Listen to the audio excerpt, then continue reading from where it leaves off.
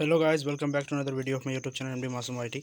तो ये जो वीडियो है बिल्कुल बहुत ही अच्छी बात है क्योंकि क्लास 12 का एग्जाम हो चुका है टूरिज्म एंड हॉस्पिटैलिटी का। तो उसका आंसर की मैं ला दिया हूँ। फटाफट अपने आंसर को मैच कर लीजिए। वीडियो को ज़्यादा देर ना करते हुए शुरू करते हैं। ठीक है, सबसे पहला सवाल जो था आपका एग्जाम में, ये एक दो क्वेश्चन चार पाँच मैंने देखा है, बहुत सारे क्वेश्चन ऐसे हैं जो कि मेरे पढ़ाए हुए से बाहर से आए थे, लेकिन फिर भी जो इन क्वेश्चन का आंसर जो है बिल्कुल अच्छी तरीके से आप दे सकते थे। ठीक है ना, तो देखिए मैं बताता हूँ। सबसे पहला क्वेश्चन था कि the food and beverage department often contributes what profit margin from operations. यानी कि इसका अगर हिंदी में भी मैंने कर दिया है, एक बच्चे ने बहुत ही एफर्ट के साथ इसको भेजा, बहुत ही उसका मैं धन्यवाद देना चाहता हूँ। ठीक है, खाद्य और पेय विभाग अक्सर संचालन से कितना लाभ मार्जिन देता है, मतलब कि जो है ना किसी भी होटल में फूड एंड डिपार्टमेंट है वो कितना देता है। तो इसका सही ऑप्शन आपका हो जाएगा ऑप्शन नंबर बी, यानी कि आपका हो जाएगा 25 से 30% आपका देता है वो। ठीक है, पहला ऑप्शन ये हो गया। दूसरा नंबर क्वेश्चन की ओर बढ़े तो कहता है house keeping attends typically clean and service how many rooms पर शिफ्ट। यानी किसी भी होटल के हाउस कीपिंग अटेंडेंट आमतौर पर प्रति शिफ्ट में कितने कमरों की सफाई और सेवा करते हैं। इसका सही आपका ऑप्शन हो जाएगा ऑप्शन नंबर डी, यानी 15 से 20 कमरों की साफ सफाई करते हैं पर शिफ्ट में। ठीक है, ये हो गया क्वेश्चन, इसका हिंदी में मैंने कर दिया है। उसके बाद क्वेश्चन नंबर 3 की ओर बढ़े तो क्या कहता है क्वेश्चन नंबर 3 कि hotels add a charge to all long distance call made by the guest, this charge is typically.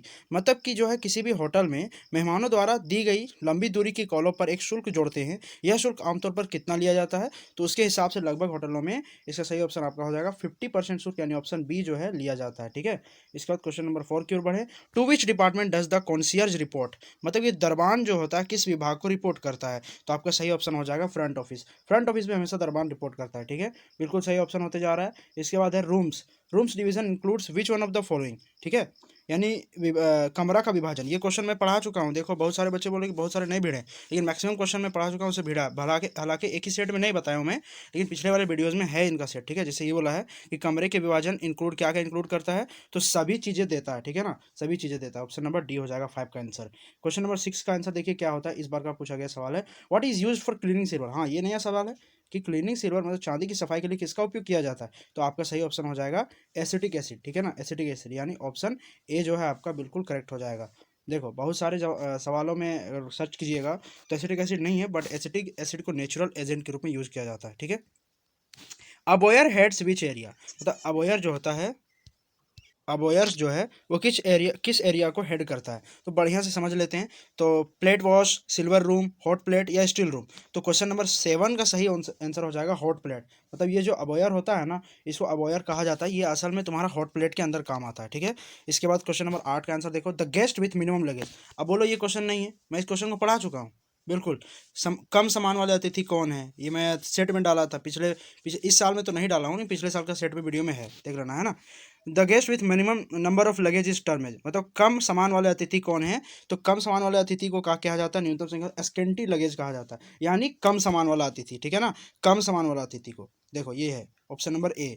इसके बाद बढ़ते हैं 9 नंबर की ओर। तो 9 नंबर पूछता है the electrical fire is classified as. ठीक है ना, विद्युत अग्नि को किस प्रकार वर्गीकृत किया जाता है। तो ये क्लास सी का फायर होता है, ग्रुप सी का फायर क्लास सी का फायर होता है। ठीक है, अग्नि इलेक्ट्रिकल शॉर्ट सर्किट से लगता है। तो क्वेश्चन नंबर 10 का है which fire extinguisher is used for class C fire, यानी आग जो विद्युत सर्किट से आग लगता है उसको बुझाने के लिए कौन सा फायर एक्सटिंग्विशर का यूज किया जाता है। तो आपका सही ऑप्शन हो जाएगा CO2 फायर एक्सटिंग्विशर, यानी कार्बन डाइऑक्साइड वाला फायर एक्सटिंग्विशर का यूज किया जाता है। ठीक है, यही 10 का हिंदी में है, लिख दिया हूँ मैं। ठीक है, which section of front office is responsible for receiving end welcoming all hotel guest, मतलब कि जो है किसी भी फ्रंट ऑफिस का, ठीक है ना, कौन सा सेक्शन जो होता है किसी भी होटल के गेस्ट को रिसीविंग और वेलकम करने के लिए होता है। तो आपका सही ऑप्शन हो जाएगा रिसेप्शन, यानी ऑप्शन नंबर सी। तो क्वेश्चन नंबर 11 का आंसर कौन सा होगा, रिसेप्शन होगा। ठीक है, ये देखो यहाँ पे। फिर 12 का क्वेश्चन है which of the following comes under food and beverage department. अब बोलो ये क्वेश्चन नहीं था, ये क्वेश्चन पढ़ा है खाद्य और पेय विभाग के अंतर्गत कौन कौन आते हैं। तो देखो ये फर्स्ट ही सेट में था। तो ये जो आता है तुम्हारा सभी आता है, किचन भी होता है, कॉफी शॉप भी, स्पेशली रेस्टोरेंट भी। तो ऑल ऑफ दीज हो जाएगा। ठीक है, ऑल ऑफ दीज। इसके बाद अगला सवाल बढ़ते हैं 13 नंबर की ओर। जैसे कि Mrs Aditi, Aditi is staying in a hotel, she has to book airline tickets, in this case she will contact the, मतलब कि अगर कोई एक अदिति जो है एक लड़की है जो एक होटल में रह रही है, उसे एयरलाइन टिकट बुक करनी, इस मामले में वह संपर्क किससे करेगी।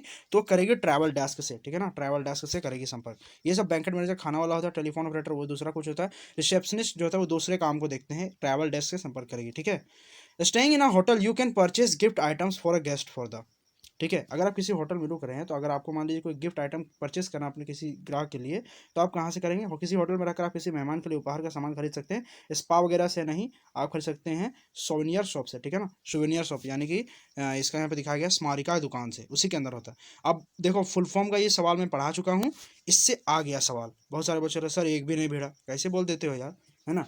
HRD जो होता है वो क्या होता है? ह्यूमन रिसोर्स डेवलपमेंट, इसका फुल फॉर्म होता है HRD का। तो ये था ऑब्जेक्टिव का।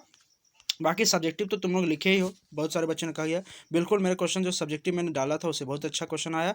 आशा करता हूँ कि आप अच्छे से लिखे होंगे और और ज़रूर से ज़रूर आपका एग्ज़ाम अच्छा गया होगा।